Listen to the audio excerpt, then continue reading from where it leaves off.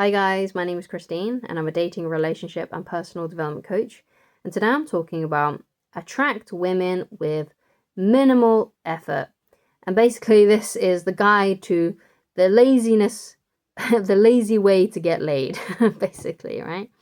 So the first thing that you need to be focusing on is not women, which may be the opposite to what you hear in a lot of places, but your main focus should not be women. Your main focus actually shouldn't be getting laid or getting into a relationship. That shouldn't be your focus at all. That doesn't mean that you should delete your dating apps. That doesn't mean that you should never be approaching women. But what I'm talking about here is that your main focus in life, the thing that you should think about when you wake up in the morning that gets you up out of bed, is your calling in life. And basically your calling is exactly that, something that calls to you, something you feel drawn to do.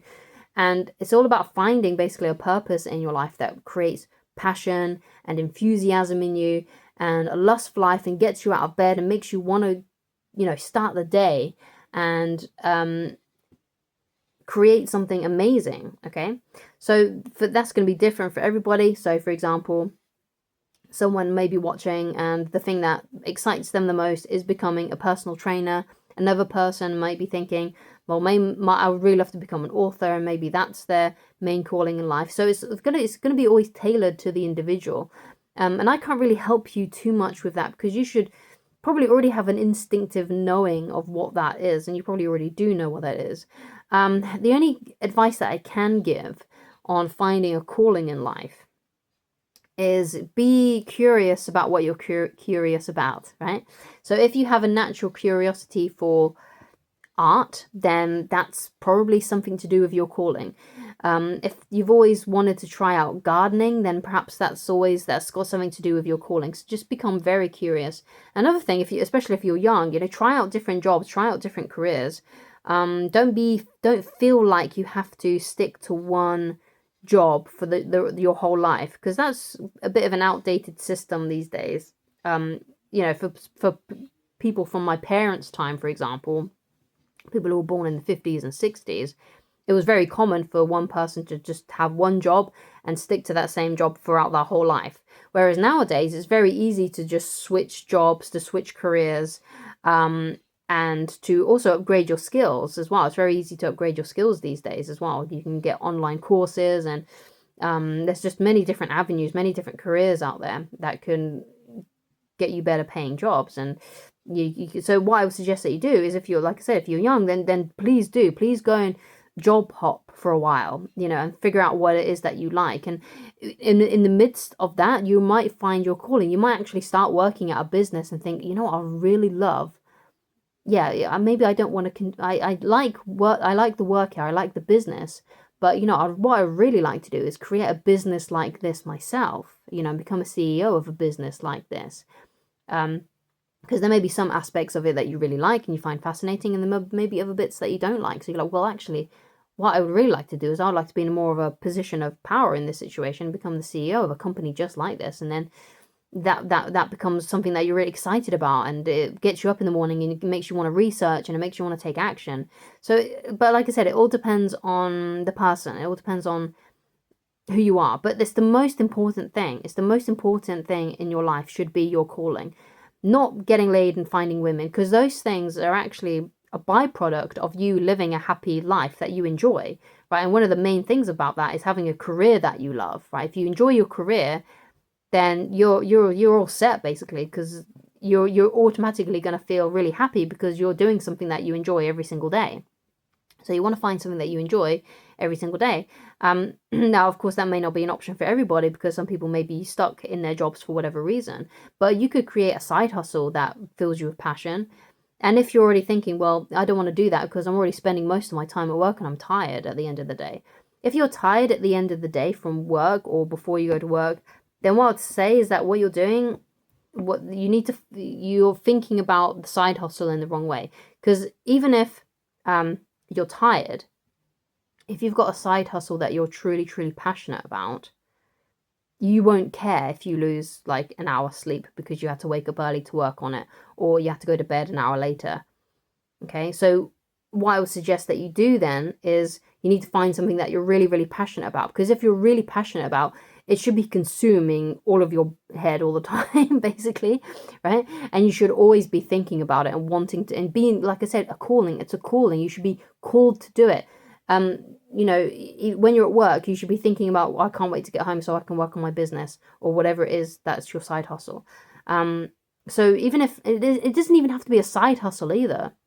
It could be it's just something that you do on the side of work that you just enjoy, right? So for example, it's a hobby, like, oh, I really love learning to play guitar, or I love to learn how to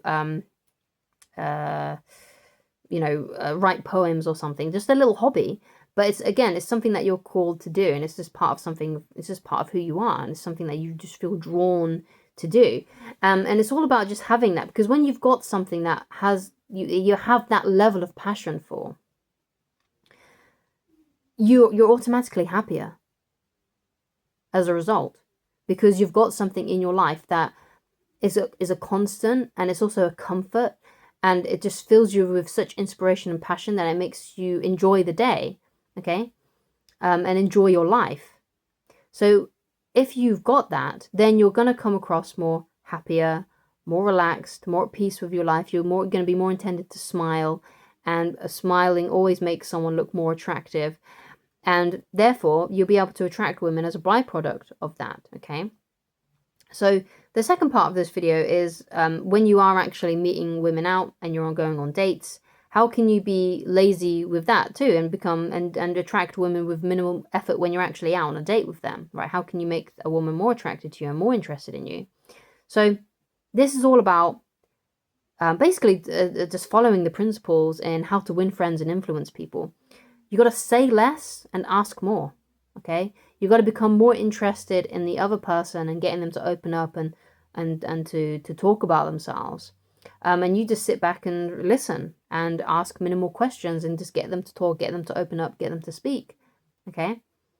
There's a quote that I really like in that book, and I'm paraphrasing, and I may not get it correct, but it goes something like, you can get someone interested in you by talking about them for 2 minutes than you can by talking about yourself for 2 months, right?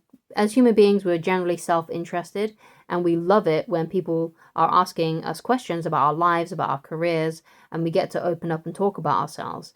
So if you can get a woman to do that on a date, then she's going to be more drawn to you. And because you're saying less and you're not really revealing that much about yourself, because you are just asking questions about her and getting her to open up and talk, she's going to have to go on a few more dates with you in order to figure you out, because what she'll notice by the end of the night is, oh, I was just sitting there speaking about myself the whole time. I don't really know this guy. He was quite interesting, but he didn't really reveal that much about himself.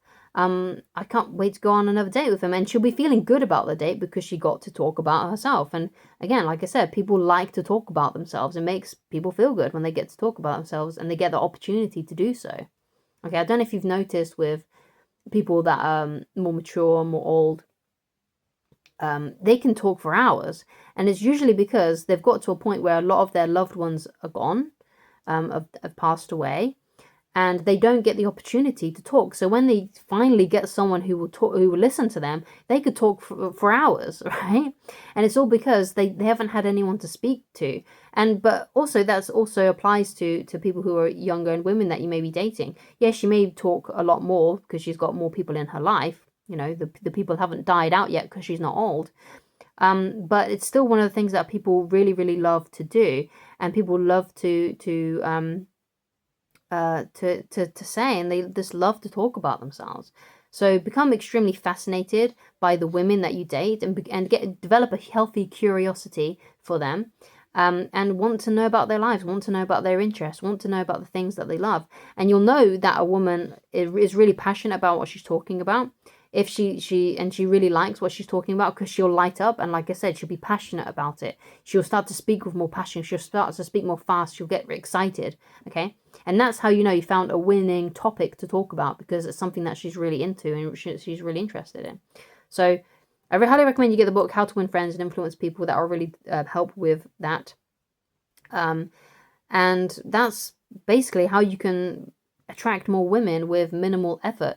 Like I said, yeah, you're still going to have to keep your dating apps. You're still probably going to have to approach them and ask them out if you find a woman attractive at your workplace or something like that.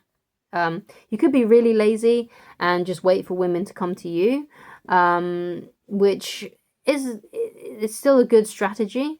But if what you'll find is a lot of women are not going to be that bold, right? They're not going to come out and to say I really like you. A lot of women are still in the expectation of men starting the courting process by asking a woman out on a date, by asking them out on a date. And that's just how it's been for a very, very long time in our society. Men have usually been the initiators of the courtship, where women usually continue the courtship by reaching out. In the olden days, it was sending letters, things to that effect. But usually it has to be the man first in society to put that first step forward and say, I think you're cute. Would you like to meet out one day? When are you free? Something to that effect. Okay, so thank you so much for watching. If you'd like more tips, then you can go and read the book, Attracting the Beautiful Woman of Your Dreams. You can go and read it completely for free on my website. Just go to www.christinelovridge.com, go to the menu on the page and click the book, and it'll take you straight to the book. You don't have to sign in. You don't have to, create a sign up for the website. You don't have to give me any of your personal information. It's literally just there on the website for you to read. It'll take you straight to the PDF reader, and you can read it right there. And there's no ads. There's just a little tiny advertisement to say that you can purchase it on Amazon if you want to get a physical copy, but it's not necessary because everything in the physical copy and in the Kindle version is on the website. So you don't have to. It's there for you to read completely for free. And if you would like help with a specific situation, then please go to the same website, www.christinelovridge.com, and click whichever coaching option works best for you at this current time. And I shall talk to you again very soon.